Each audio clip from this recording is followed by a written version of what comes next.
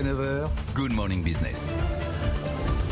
Un nouveau concept pour Buffalo Grill, la célèbre enseigne de restauration qui a renoué avec les bénéfices l'an dernier. On va en parler, abandonne le thème du Far West pour celui des années 60 avec un nouveau concept American Road Trip. On va en parler avec Robert Guillet. Bonjour.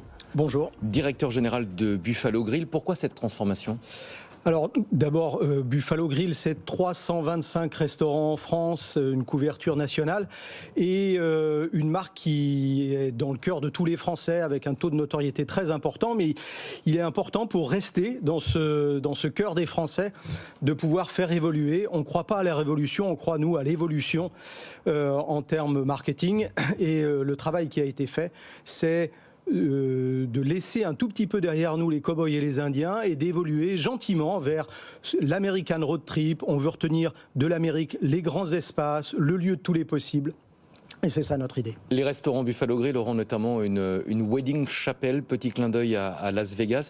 C'est cosmétique, on est d'accord, vous n'allez pas célébrer des mariages ? Alors, on ne va pas célébrer des mariages. En revanche, on servira une restauration de qualité, parce que c'est notre métier de restaurateur d'abord, et populaire, et puis parce que le divertissement est un élément extrêmement important. Je tiens à saluer le travail qui est fait par nos équipes de construction et l'architecture pour créer cet espace de divertissement pour tous les consommateurs qui viennent nous rejoindre. Un tiers des restaurants a déjà été transformé. Quand est-ce que l'ensemble des restaurants affichera le nouveau concept ? Alors il faut être raisonnable en la matière. D'abord, en matière de restauration, un restaurant, ça se refait tous les 5, 6, 7 ans. Et on ne veut pas, parce qu'on a aussi le souci de l'investissement bien mené, faire les choses de façon progressive. Et donc il nous faudra probablement 3 ou 4 ans pour faire en sorte que ce concept soit complètement développé. En termes de chiffre d'affaires, vous êtes pratiquement revenu au niveau d'avant la crise sanitaire, 508 millions d'euros l'an dernier.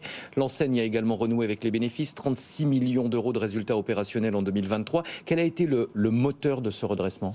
Alors, tout d'abord, la reprise de la consommation, d'une certaine façon, parce qu'on a aussi un comparateur avec les années Covid qui est difficile pour l'ensemble du marché de la restauration.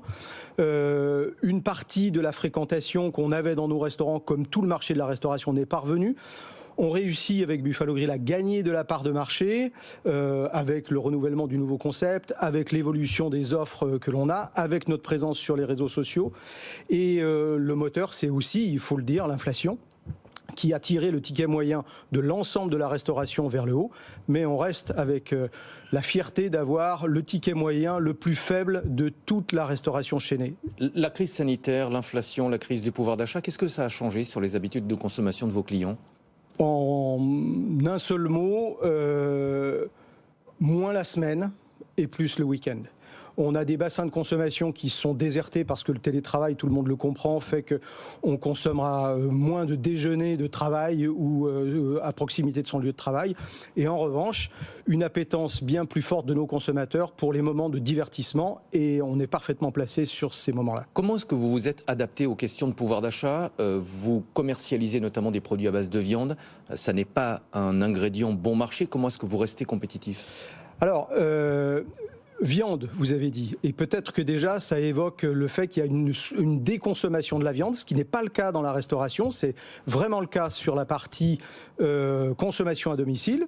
Nous-mêmes, nous consommons moins de viande. En revanche, on veut consommer de la viande qui est bien cuite, bien préparée, etc., et une belle pièce de viande. Et la restauration, et Buffalo Grill en particulier, est bien placée dans ce domaine.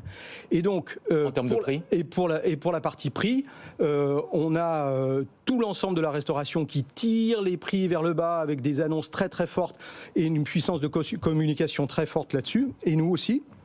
On a notre prix d'entrée qui était à 7,90 avant 7,95 pour être précis avant la crise et qui revient à 7,90 maintenant avec la salade d'accueil iconique chez Buffalo Grill et l'offre de protéines, etc. Mais ça veut dire que vous avez renié sur les marges ? Alors non, on a une offre qui est différente et puis je salue ici nos acheteurs et qui font un travail extraordinaire pour avec nos fournisseurs nous permettre de trouver les bons produits.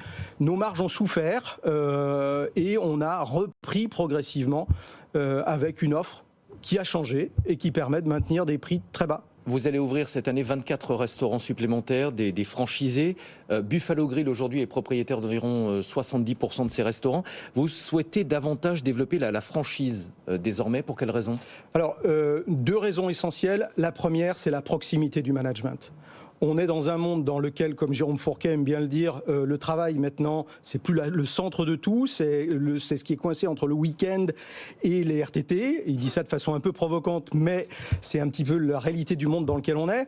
Et donc, avoir un management de beaucoup plus grande proximité plutôt que de gérer à distance depuis Paris 300 restaurants, c'est un élément important. Et puis la deuxième chose, on l'a évoqué en début d'entretien, le fait de vouloir rénover l'ensemble du parc et faire appel à de nouveaux investisseurs qui vont porter et qui portent déjà ce projet permet une accélération très rapide de notre adaptation à un Buffalo Grill de notre temps. Est-ce que les restaurants franchisés sont mieux gérés? 30% des restaurants du groupe sont en franchise, j'ai vu que c'était 40% du chiffre d'affaires. J'ai envie de dire que c'est moins lié à la franchise par rapport à la gestion de la succursale qu'à la réalité des gens et des hommes et de leur qualité à gérer les choses et également du bassin de...